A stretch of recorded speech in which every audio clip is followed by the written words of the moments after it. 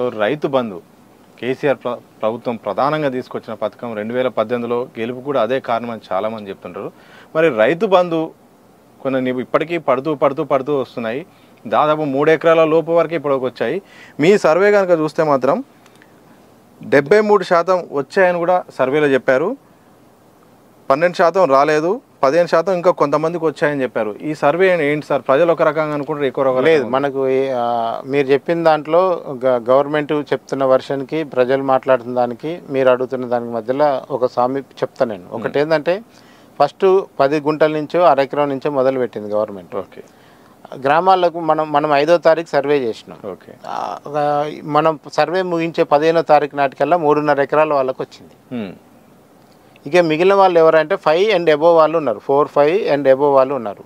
ఈ 4, 5 and above వాళ్ళు మిగిలిన వాళ్ళు ఎంతమంది అంటే 18 to 20% ఉన్నారు అంతే. మిగతా 80%కి గవర్నమెంట్ లెక్కల ప్రకారం కవర్ అయిపోయింది. అయితే మనం మాట్లాడేటప్పుడు జనం ఏంటంటే మరి ఇక్కడ 4 ఉన్నాము, నాకు వచ్చింది, మీకు రాలేదు. ఓకే.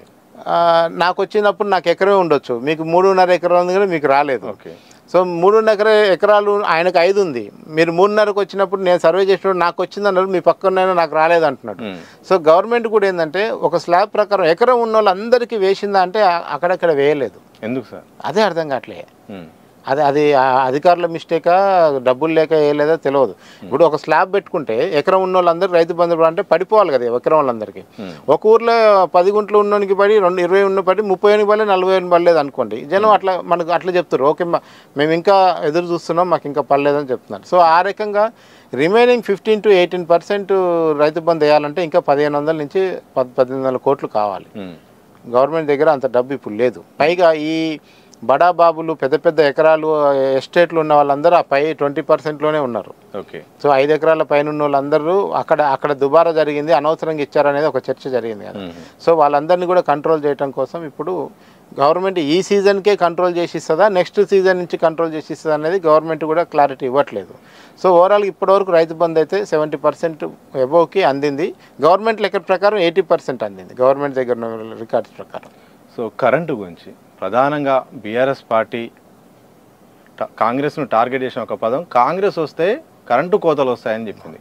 సో మీ సర్వే ప్రకారం మీ ప్రాంతంలో కరెంటు కోతలు ఉన్నాయా అంటే ఉన్నాయని 33% చెప్పారు, లేవు అని 40% చెప్పారు, అప్పుడప్పుడు అని 27% చెప్పారు. సార్ ఎట్లా ఉంది సార్ కరెంట్ పరిస్థితి? కరెంట్ అనేది సిటీస్లో, టౌన్స్లో ఓకే, అర్బన్ మన మెట్రోపాలిటన్స్ హైదరాబాద్ పర్వాలేదు, మున్సిపాలిటీలలో పర్వాలేదు, కానీ గ్రామాలలో మాత్రం పెరిగింది. అంటే భారీగా పెరిగిపోయి ఇక రాత్రి నిద్రలో వెళ్ళేంత పరిస్థితికి ఇంకా రాలేదు. అప్పుడప్పుడు గతం కంటే కరెంటు కోతలు గతం కంటే పెరిగాయి. జనం కంపేర్ చేస్తున్నారు, కేసీఆర్ ఉన్నప్పుడు ఒక్కరోజు కూడా కరెంటు పోలేదు అని, కాంగ్రెస్ ఇట్లా రాగానే కోతలు స్టార్ట్ అయినాయని వాళ్ళు కూడా మాట్లాడుతున్నారు.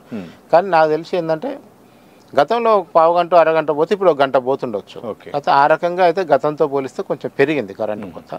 అయితే మొత్తం ఉక్కపోసి మొత్తం జీవితంలో కరెంటే లేకుండా పోయే పరిస్థితికి అయితే ఇంకేం రాలేదు అక్కడ అట్లా.